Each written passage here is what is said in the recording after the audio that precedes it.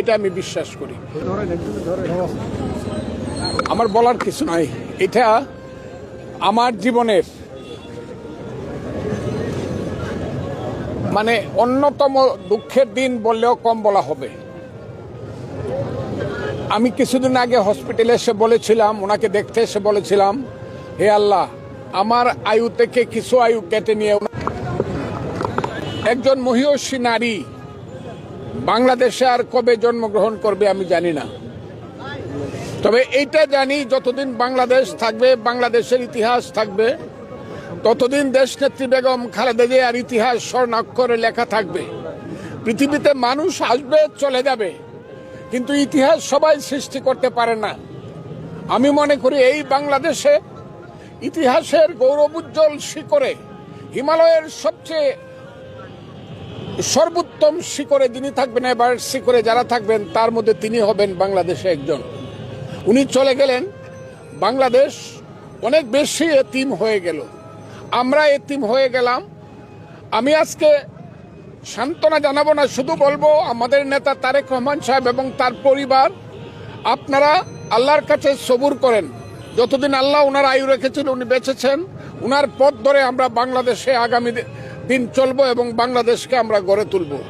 আমি বিশ্বাস করি বেগম খালেদা জিয়া চিরদিন বাংলার ইতিহাসে মানুষের হৃদয়ে বেঁচে থাকবেন, এটা আমি বিশ্বাস করি।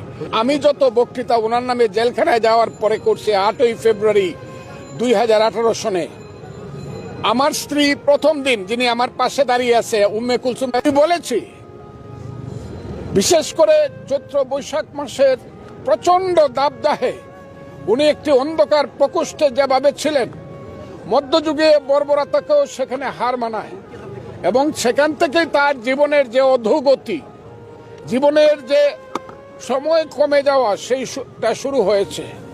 আমি মনে করি তার উপরে যে অবিচার করা হয়েছে, যারা অবিচার করেছে ইতিহাসে তাদের নাম লেখা থাকুক। আমাদের নেত্রী, দেশ নেত্রী বেগম খালেদা জিয়াকে এত অত্যাচার সহ্য করেও মাথা নত না করে হিমালয়ের মতো দাঁড়িয়ে থাকার জন্য আল্লাহ তার নাম গৌরবান্বিত করুক, আমি এটা মনে করি। আচ্ছা, একটা বিষয় হলো যে আপনি জানেন যে একটু আগে আমরা যেটা জানলাম যে মৃত্যুদণ্ডপ্রাপ্ত ভারতে যিনি আছেন তিনি শোক প্রকাশ করেছেন। আপনি নিশ্চয়ই এটা জেনেছেন, শেখ হাসিনা শোক প্রকাশ করেছেন। তো আপনার এখানে যারা বিএনপি নেতাকর্মী রয়েছেন বা আপনারা যারা আছেন, তার এই যে দুটি মামলাতে সাজা দেওয়া এবং 18 সাল থেকে মানে কার্যত কিন্তু উনি রাজনীতি থেকেও দূরে আছেন, উনি হাউস অ্যারেস্ট ছিলেন, কোনো পলিটিক্যাল কোনো এবং আমার রাজনৈতিক প্রতিহিংসার জন্য, আমার ক্ষমতার অফুরন্ত লালসার জন্য, সেই কারণে আমি আজকের দেশনেত্রী খালেদা জিয়ার কাছে আমি মাপ চাই।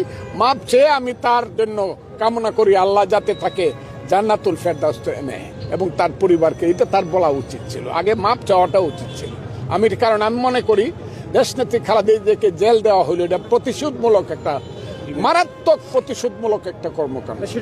আমি উনাকে দেখেই দলে আসছিলাম, আমি উনাকে দেখেই দলে আসছিলাম, উনি আমাকে নিয়ে আসছিলেন। আমার সবচেয়ে বড় গার্জেন হারিয়ে গেল, আমার আর দুঃখ বলার কোনো জায়গা রইল না। আমি এটা বলতে পারবো না আপনাদেরকে, উনার বয়সের আমাদের বয়সের মধ্যে খুব ডিফারেন্স নেই, কিন্তু আমি তাকে মাতৃরূপী মহিলা হিসাবে সম্মান করতাম। আমার বয়স 78 বছর, কাজে আমার সবচেয়ে বড় যে চাওয়া পাওয়ার যে জায়গাটা, দুঃখ বলার জায়গাটা, এটা আমি হারিয়ে ফেললাম। উনি আমাকে দলে নিয়ে আসছিল, আবারও বলছি, উনি আমাকে বিএনপিতে নিয়ে আসছিল। পৃথিবীতে অনেক নবী রাসূল গরুরা মেষের রাখাল ছিলেন, লেখাপড়া ছিল না, উম্মি ছিলেন, হ্যাঁ, তাদের একাডেমিক কোয়ালিফিকেশন ছিল না, কিন্তু বিশ্বকে তারা আলোকিত করেছেন। এই দেশে, এই পৃথিবীতে অনেকেই লেখাপড়া কম ছিল একাডেমি, রবীন্দ্রনাথ ঠাকুর, কাজী নজরুল ইসলাম সহ মৌলানা আব্দুল হামিদ খান ভাসানী, তাদের সঙ্গে ইতিহাসে আমাদের নেত্রীর নাম জ্বলজ্বল করে জ্বলবে।